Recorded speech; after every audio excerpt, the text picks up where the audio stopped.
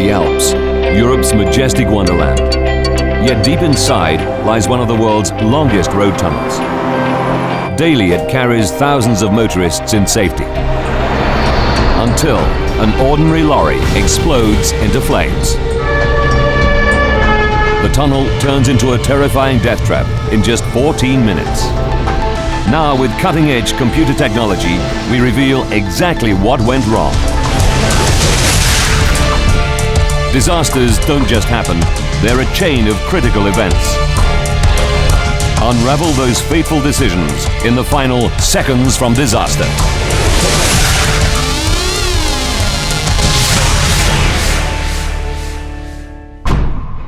Europe, France, Mont Blanc.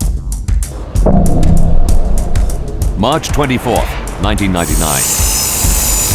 10:30 a.m. The world's deepest tunnel, cut through solid rock, lies 2,478 meters beneath Mont Blanc, Europe's highest mountain. It's a vital road link between France and Italy, one favored by truck drivers, especially as it shortens their journey time from 7 hours to only 15 minutes, and saves the climb through winding mountain roads. More than 5,000 vehicles use the tunnel every day, including tourists, locals, and lorries.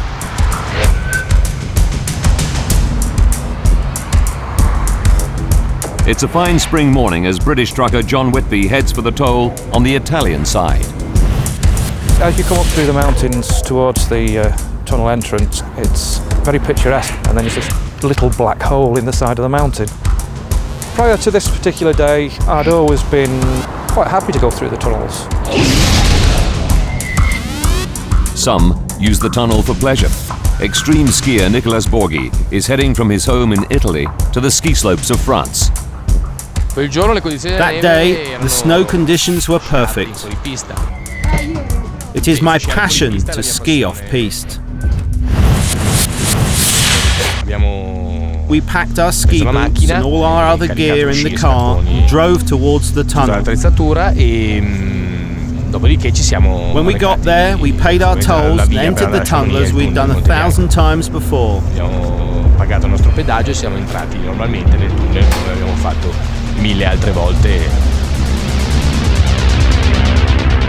Normally, it takes Borghi 15 minutes to drive through the tunnel. Today's journey would be different. We invite you to comply with the safety regulations indicated on the information brochure. Surely it's always dangerous to cross a tunnel, but nothing had ever happened before. And we wish you a pleasant trip. As Borghi and Whitby drive through the tunnel from Italy to France, two independent control rooms monitor their progress. One on the Italian side and one on the French side. Up until now, it's just another day in the tunnel. A tunnel that has carried more than 45 million vehicles since it opened in 1965. A remarkable feat of engineering. It took 4 years to blast through the solid rocks in the Alps to create one of the longest road tunnels in the world, and one of the safest. 18 fire refuges are spaced every 600 meters throughout the tunnel. There are 77 emergency telephones, with a dedicated rescue team at the French end and volunteer rescuers at the Italian end. Until the 24th of March 1999, it's free of major incidents. The teams have dealt with all previous lorry fires without major casualties. But all this is about to change.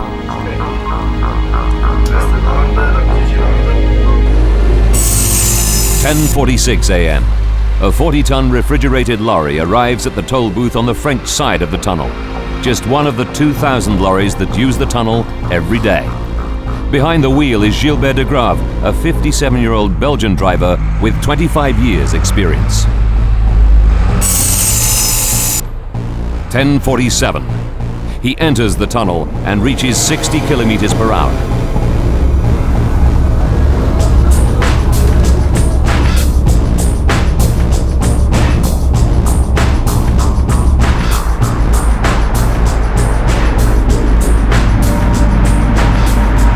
His refrigerated Volvo lorry is carrying an everyday load, 9 tons of margarine and 12 tons of flour, destined for a food factory in Milan.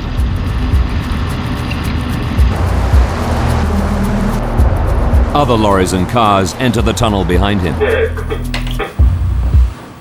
As always, 40 closed-circuit TV cameras monitor the progress of all vehicles.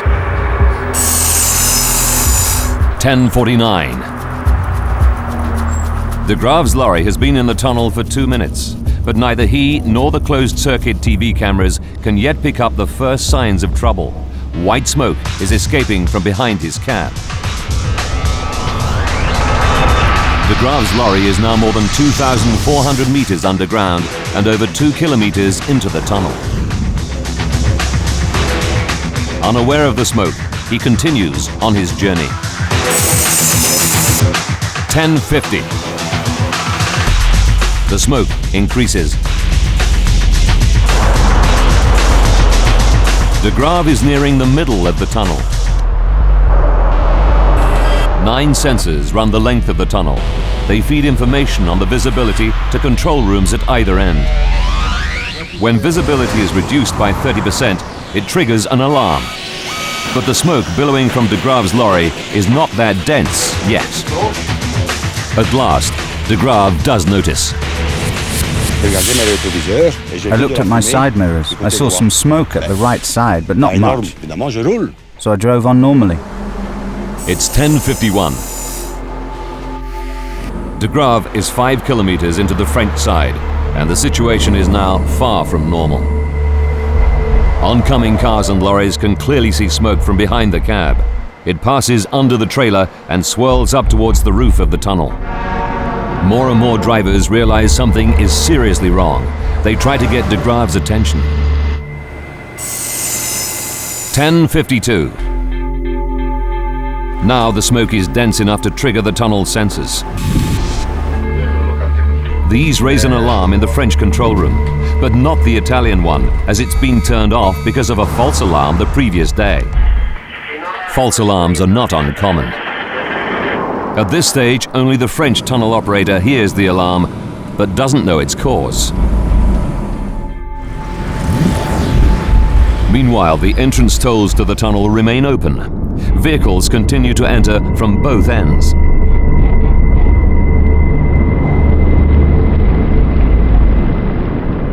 Finally, Gilbert de Graaf can ignore the smoke no longer. As I drive, the smoke is increasing.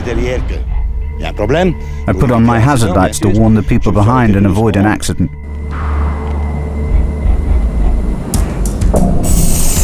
It's 10:53.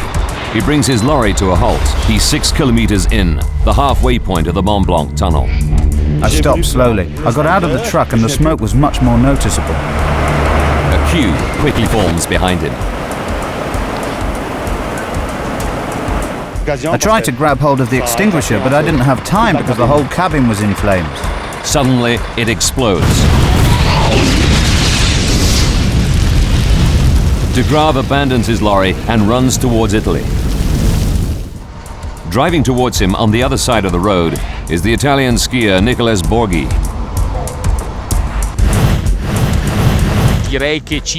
I was halfway through the tunnel when I saw a glow far away. Then, when I was 20 meters away, I saw a massive flame and the truck driver running away. The queue behind De Graaf's lorry is growing. 38 men and women are stuck in their vehicles. None of them can see the danger ahead. But John Whitby, who's coming from the opposite direction, can. We looked down the tunnel and couldn't see anything but blackness. But what we didn't know at that point was that blackness was actually thick smoke.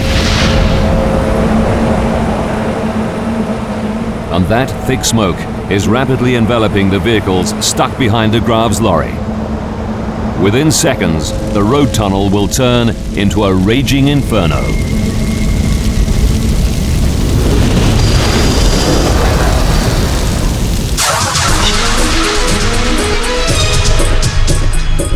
lorry traveling from France to Italy in the Mont Blanc tunnel stops and erupts into flame. A line of vehicles comes to a halt behind it. Alarms trigger in the tunnel's control rooms. But operators do not yet realize the seriousness of the situation and continue to allow vehicles to enter the tunnel from its two entrances in France and Italy.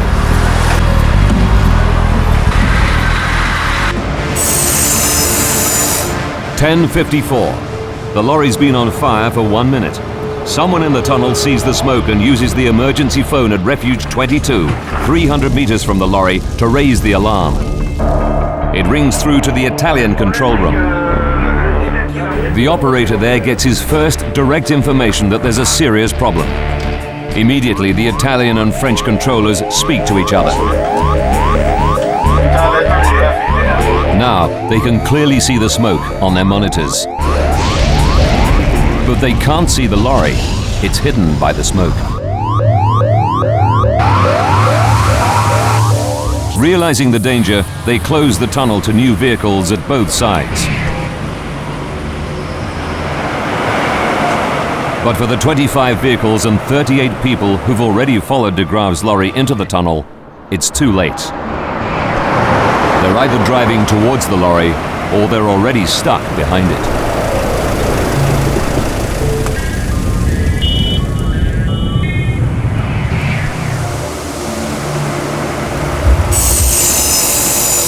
"10:56.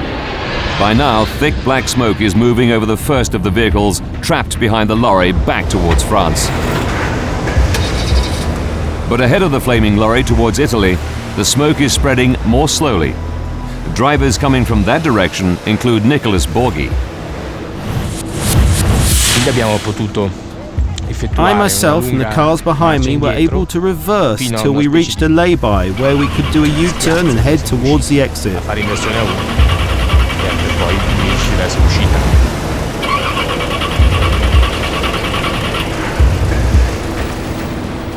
In the Italian control room, an operator sees the fleeing vehicles and pumps fresh air in towards them.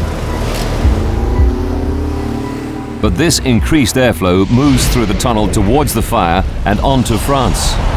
When air hits fire, it's a problem.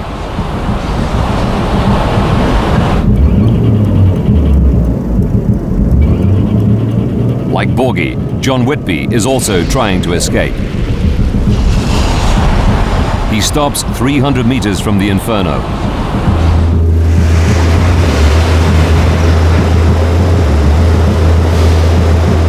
But the tunnel is too narrow for his lorry to turn. He has no choice but to abandon it. As he does, he looks back on the trapped vehicles. There must have been a lot of people that just did not stand a chance at all. It must have been absolutely horrifying for them. As Whitby makes his escape, the fire is burning fiercely, producing more and more thick black smoke. 10:57. The fire has been raging for just 4 minutes. Yet the killer smoke has already covered almost half a kilometer on its way towards France. The alarm reaches the tunnel's rescue team stationed at the French entrance. A 4-man team prepares to go in. 10:58. The wall of smoke from the epicenter of the fire obscures the view of the closed-circuit TV cameras. And as the French rescue team enter the tunnel, they don't know that 38 people are stuck in their vehicles behind the lorry.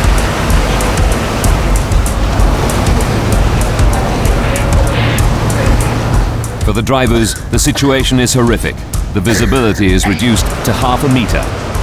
Panicked, some try to drive away. But the lack of oxygen kills their engines and their only means of escape. In desperation, some try to get to refuges, specially designed fireproof rooms located every 600 meters. But their quest is futile.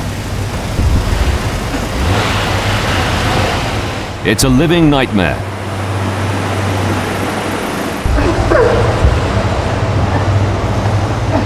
Most of those trapped are unconscious within minutes.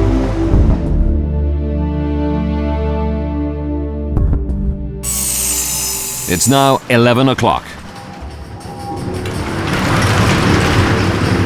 As the scale of the catastrophe grows, firefighters from the French town of Chamonix scramble to enter the tunnel.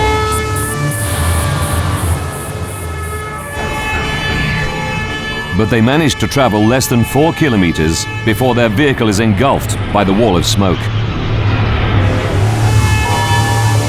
Unable to turn it around, they're forced to abandon it and seek shelter in a maintenance room where they'll remain for 5 hours.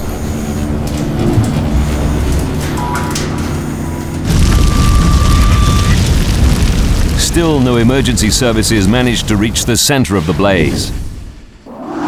Now the first rescuers enter from the Italian side, where the smoke is spreading more slowly.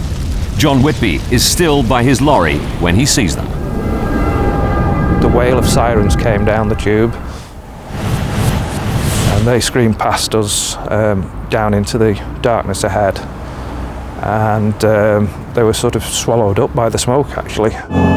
The Italian volunteer rescuers get within 300 meters, but one patrolman gets within 10 meters of the lorry before a new danger forces them all to turn back.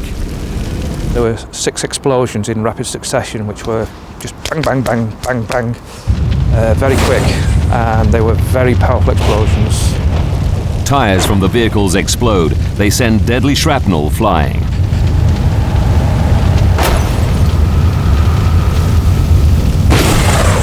The tunnel walls shook with the force of the explosion. Within a minute or two of that happening, the fire brigade were back. As they retreat, the Italians rescue John Whitby and other drivers. Among them is Gilbert de Grave, the driver of the lorry that starts the Inferno. They exit the tunnel on the Italian side. They've all made a miraculous escape.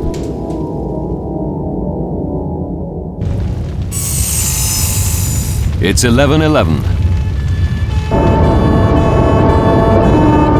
Italian firefighters enter the tunnel to try to tackle the blaze.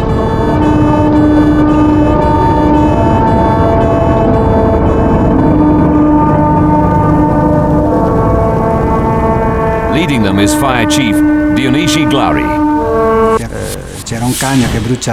We could see in the distance a wall of smoke that we tried to penetrate with our vehicle. But again, the smoke is too thick, and Glari and his team are forced to retreat. They seek shelter in refuge number 24, one of the tunnel's fireproof rooms, where they'll be safe for 2 hours. But for these firefighters, the drama isn't over. They receive word about some colleagues who are trapped, but where? Bravely, Glari and his team leave the safety of Refuge 24 and head out into the smoke to try to find them. We were walking in the tunnel with one hand along the walls so as to find our way.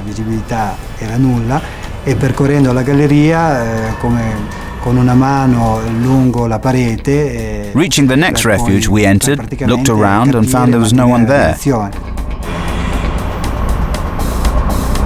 The conditions worsen, and after 10 minutes the firefighters are forced back to Refuge 24 to find to their disbelief that the smoke-proof room now offers them little protection.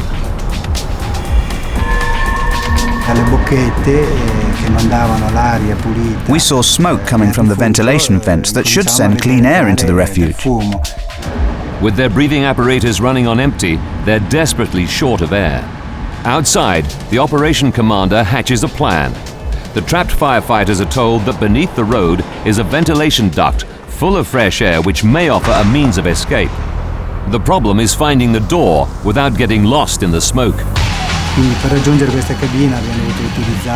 To reach this doorway, we had to use an electrical extension lead that we tied to the door of the refuge and then went to look for the doorway.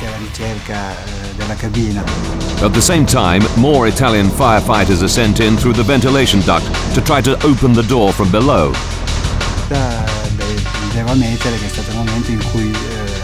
The moment they opened that door, That was the moment I glimpsed a possibility of escape.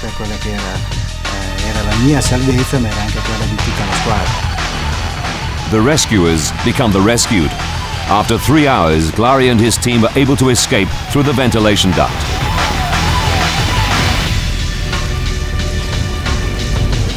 But what they don't know is that 38 people are still trapped inside a tunnel where temperatures reach over 1,000 degrees.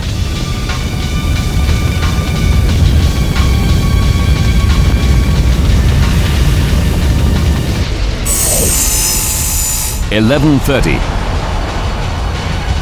37 minutes after the lorry erupts in flames, the dense, deadly smoke now stretches more than 6 kilometers, filling the tunnel all the way to the French exit.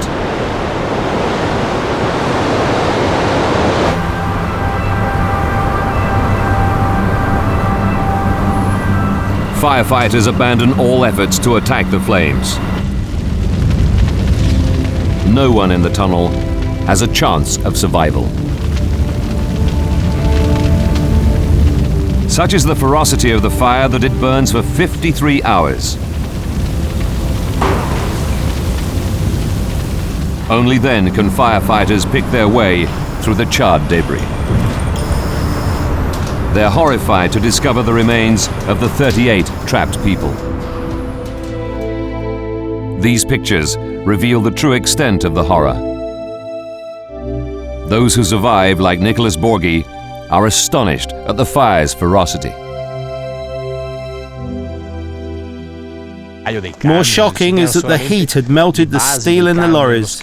You could only see the basis of the lorries, the skeleton. What could have happened to those poor people left in there? The disaster takes everyone by surprise. How could such a catastrophe occur here?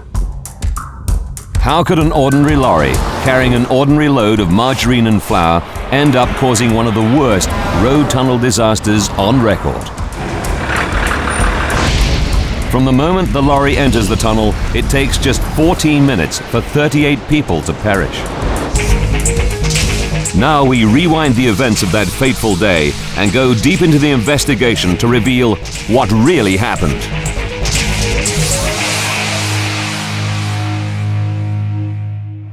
Advanced computer simulation will take us where no camera can go, into the heart of the disaster zone. A team of experts is assembled to investigate the fire. Using their data, we can piece together the deadly chain of events to find out what caused this terrible tragedy.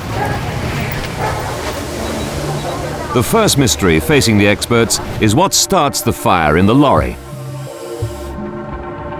They trace the lorry's journey on its approach to the tunnel. This is where problems could first occur. Lorries frequently overheat on the long climb up to the tunnel entrance. Investigators examine the remains of the Volvo lorry. Is there a fault with the FH12 engine? After intensive tests, they find no conclusive evidence of overheating. Then, a breakthrough.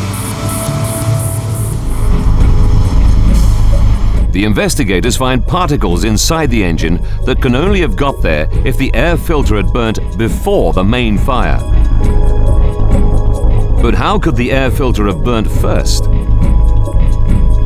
One theory is that a casually discarded cigarette from a passing vehicle enters the lorry's air filter on top of the cabin.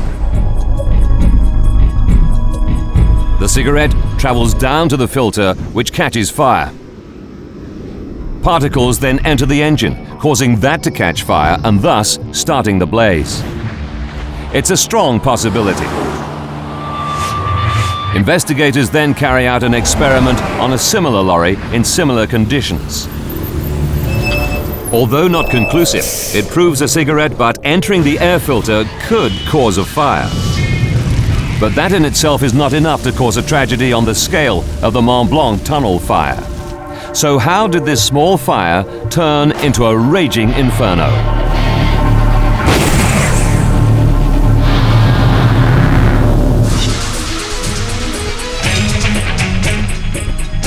Deep in the Mont Blanc tunnel, a minor fire suddenly goes out of control. In 14 minutes, 38 people perish. Using advanced computer graphics based on the official reports, we go deep into the investigation to unravel the chain of deadly events. Investigators believe it starts with a small fire smoldering in the engine beneath the cab. 14 minutes from disaster, de Grave enters the tunnel. But the fire only erupts after he stops and abandons his vehicle. Could the movement of air prevent the fire taking hold? Experts know that lorry fires can develop more quickly when vehicles slow down or stop, because then the supply of oxygen increases, which feeds the fire. Ed Galea is a fire expert. There was a recent example where a bus had caught fire in an alpine tunnel, and the bus driver continued driving, managed to get the vehicle through the tunnel to the other side, managed to evacuate the vehicle, and then the bus erupted into flames. Perhaps if de Grave had continued driving, he could have made it to the end of the tunnel before the fire flared up. But he didn't. 7 minutes from disaster, he stops halfway through the tunnel. Almost immediately, the lorry bursts into flames.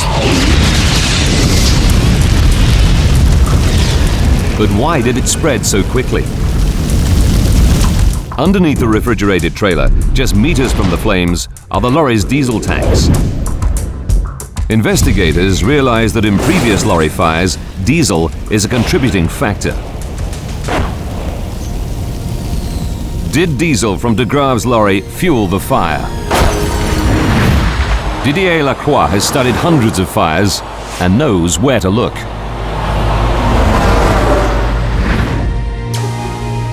The difference between this fire and the 17 fires that had occurred before was that it started very quickly. They spread to 34 vehicles. But Lacroix discovers that de Grave's lorry is only carrying 550 liters of diesel. His tank is only half full. It can't explain the rapid spread of the fire. Lacroix digs deeper. He re-examines every second of the lorry's journey from the moment it enters the tunnel.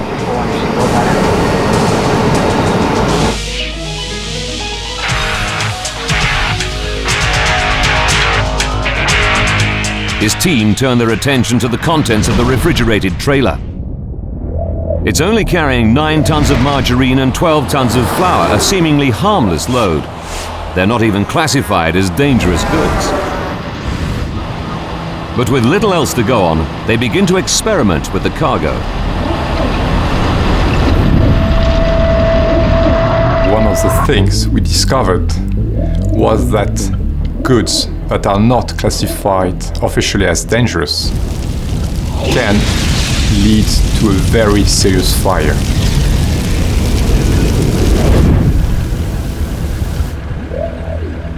Here, a simple demonstration shows how 1 ton of margarine simulates the cargo. It's wrapped in polystyrene sheets, the same insulation material lining the refrigerated trailer. After just 2 minutes, it proves to be a highly combustible combination. In refrigerated vans, you have polyurethane, and when this burns, it produces a lot of heat. It can burn very rapidly. When the margarine melts due to the fire, it's an oil-based material, and it will also rapidly burn, producing quite a lot of heat.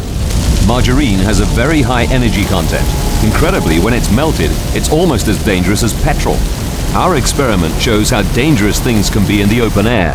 But fire experts know that in the confines of tunnels, fires burn much more intensely because there are limited outlets for the heat to escape. To find out more, this research facility is conducting large-scale fire tests in a disused road tunnel in Norway. Simulated trailers with various loads are set alight. The purpose of the tests is to investigate the heat generated by lorries carrying typical loads, such as packing crates and furniture. These experiments produced the world's highest heat release rating ever recorded in a tunnel fire test. But is margarine even more flammable? The Mont Blanc team calculates that the burning load of margarine may have created an even higher heat rating. The intensity of the fire on March 24, 1999 takes everyone by surprise, including Mont Blanc tunnel expert Jean Martinetti. The fire reached between 1,000 and 1,200 degrees. Nothing could withstand it. Everything melted, the ground, the concrete, the structure. It was completely unthinkable, a real crematorium.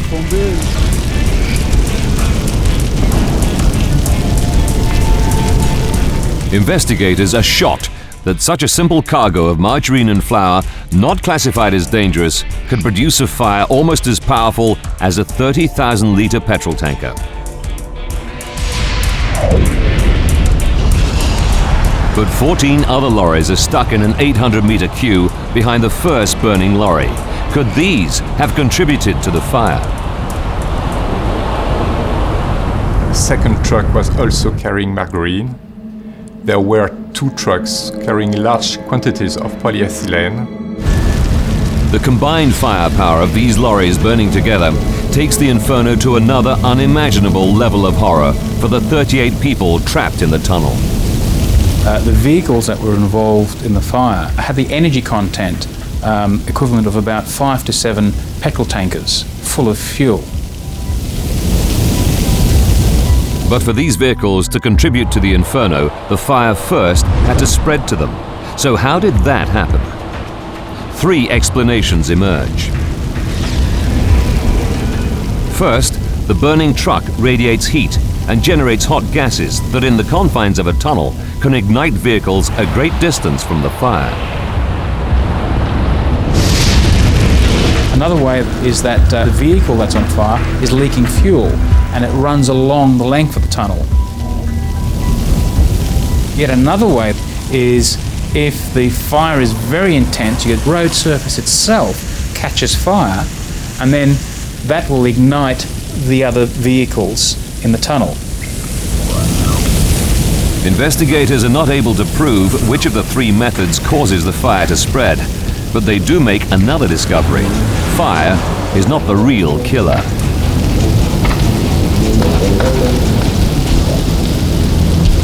We found out later that people died in the cars before they could even open the doors and get out.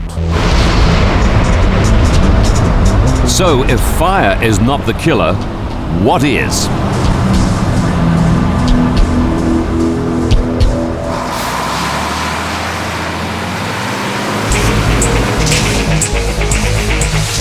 A smoldering lorry enters the Mont Blanc tunnel. The driver stops and suddenly his truck explodes into flames.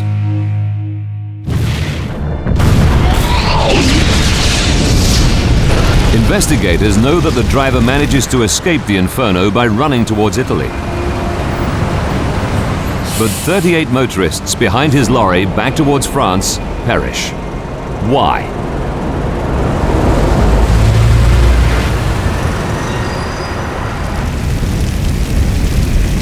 Investigators focus on the smoke given off by the fire.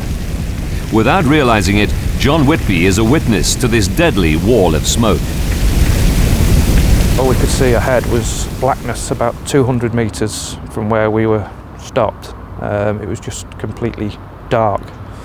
We presumed that it was just lack of lighting, but it actually turned out to be the smoke from the fire. 7 minutes from disaster. Data gathered from the sensors in the tunnel reveal that in these minutes, smoke travels 800 meters over the 25 gridlocked vehicles. The smoke travels at 4.5 meters per second. That's more than 16 kilometers per hour, creating a sudden loss of visibility down to half a meter. It means the trapped drivers have only seconds to decide whether to try to reach safety of a refuge or remain in their vehicles.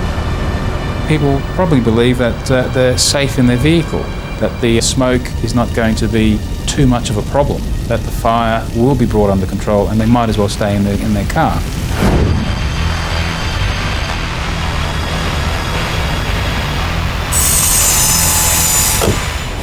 Four minutes to go. In the middle of the smoke, 4 cars do attempt to turn round. The tunnel is wide enough, so why don't they make it? Experts know that car engines need oxygen to work. The fire is consuming the oxygen and replacing it with carbon monoxide. Starved of oxygen, the vehicle's engines splutter and die. There's no way out. The fate for those who abandon their vehicles is equally bleak. They're overcome by smoke and other toxic gases before they reach the safe areas.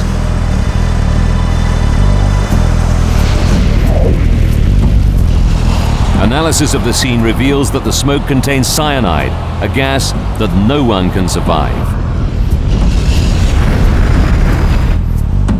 The smoke fills the French half of the tunnel so rapidly that none of the 38 trapped people stands a chance. It's impossible for even the fittest individual to outrun.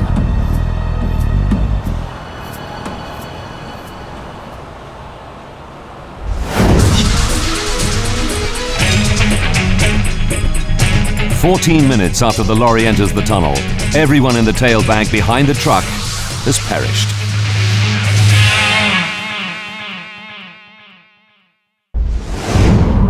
Investigators now turn their attention to why the deadly smoke moves towards France. Normally, airflow in the tunnel is the other way, towards Italy. They discover that weather conditions play a key role. The day of the fire, there were rather unusual weather conditions that happened maybe 20 days a year, with a wind going from Italy to France. And this airflow clearly brought smoke towards France. But Lacroix is not convinced this is the only cause. He knows the tunnel operators can also dramatically affect the airflow using the tunnel's ventilation system. Gigantic fans in plant rooms at both ends enable the operators to supply or extract air through ducts running beneath the road. Normal operation requires ducts to supply air, but in the event of fire, duct 5 is supposed to be set to remove the smoke. Did operators carry out the correct emergency procedure? Jean Martinetti has studied the official reports and knows the tunnel inside out. He's shocked by what he learns. When the fire occurred, on the Italian side, according to the reports, the Italian operator blew fresh air in instead of extracting it. A soufflé de l'air frais au lieu de l'aspirer. The Italian tunnel operator sees motorists attempting to turn around. To aid their escape, he adjusts the ventilation settings and pumps in fresh air. The disruption of normal airflow plays a major role in the disaster. Although the air blown in from Italy undoubtedly saves some lives, including John Whitby's.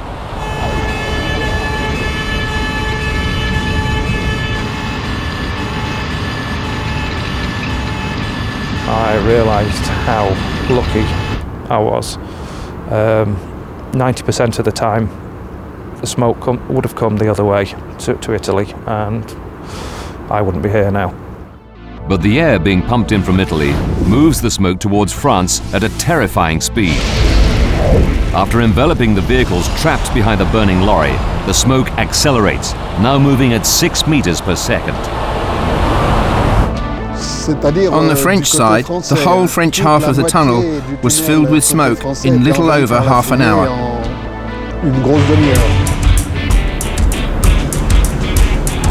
Approaching the fire was now impossible from either end of the tunnel, and all rescue attempts are called off.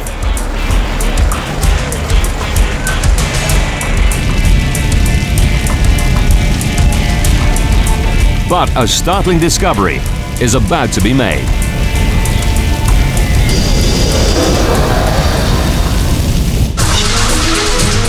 A fire in the Mont Blanc tunnel between France and Italy becomes one of the worst road tunnel fires ever. A critical chain of events causes the disaster. And now investigators find the final link to that chain. Throughout the whole rescue, none of the emergency teams or tunnel operators were aware of the 38 trapped motorists. The closed-circuit TV cameras were so quickly blocked by the smoke, it was impossible for the tunnel operators to see them. Information is limited. Emergency telephones only work intermittently. And sensors that detected smoke were not adequate. In fact, one was even turned off the day before the fire. Worse still, there was no communication between the French and Italian rescuers. Even firefighters become trapped. It was a totally uncoordinated effort. Tackling a fire of this severity seems to take everyone by surprise. One of the serious problems we discovered during the investigation was that over 34 years of operation, there had only been one fire drill that had involved public fire brigades. It might explain why it's more than 3 hours after the fire begins that the last of the trapped Italian firefighters, Glari and his team, are brought out through the underground ventilation ducts. They were absolutely black. You couldn't see the colour of the helmets or the uniforms. You couldn't see the colour of the fire engines. Everything that came out of that tunnel was black. It was a horrible sight, really. The Inferno rages for 53 hours before it's extinguished.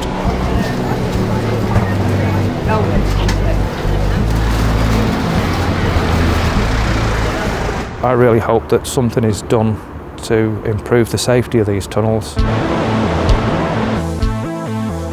The disaster triggered an overhaul of safety procedures in the Mont Blanc tunnel. Today, maximum speed limits and minimum distances between vehicles are strictly enforced.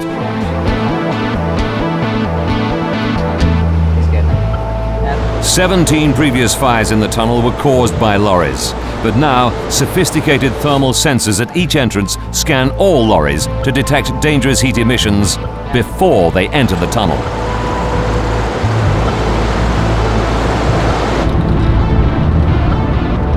The tunnel operators have gone a long way to correct the mistakes. Many changes have been made regarding safety in the Mont Blanc tunnel. Probably one of the most important things is that now there is only one operator and using one single control center. They stage regular fire and evacuation drills.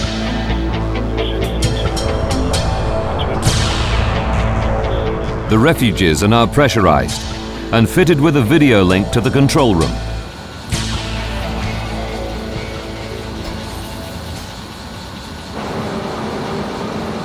Staircases now connect them directly to evacuation channels below the road.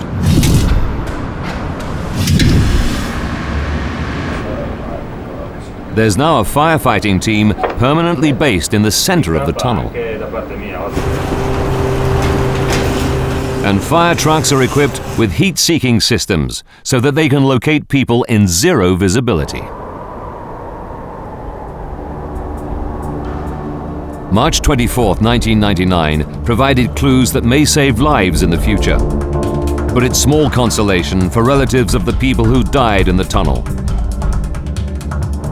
including one firefighter who died from his injuries later. Xavier Chantelant will never be the same. I lost my mother-in-law, her daughter, my wife's sister, and also her fiancé. They'd all been staying with us on holiday. For relatives of the victims, like Xavier, there are still many unanswered questions regarding the final moments of those loved ones lost inside the tunnel.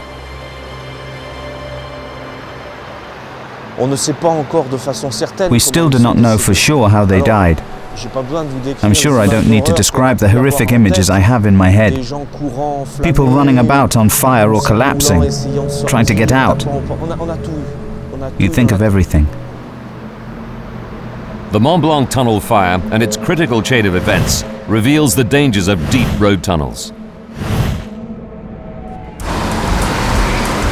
On that day, a white Volvo truck enters the tunnel.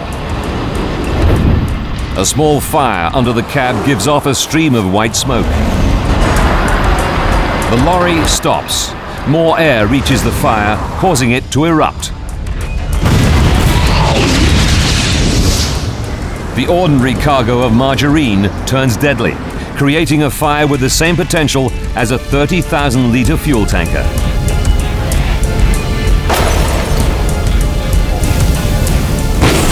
The unusual weather conditions and incorrect use of the tunnel's ventilation system creates a wall of smoke that quickly envelops 38 trapped motorists, leaving them no chance of survival.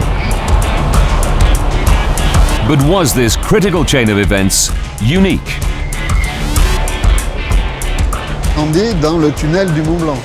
I think there will be another fire in the Mont Blanc tunnel. Tomorrow, in 6 months, a year. But the emergency services are better adapted today than they were at the time of the disaster. But there will be another fire. Is another Mont Blanc disaster possible somewhere in the world? Yes, it is. And it's perhaps only a matter of time. But until it happens, millions of vehicles continue to travel through road traffic tunnels every day in safety.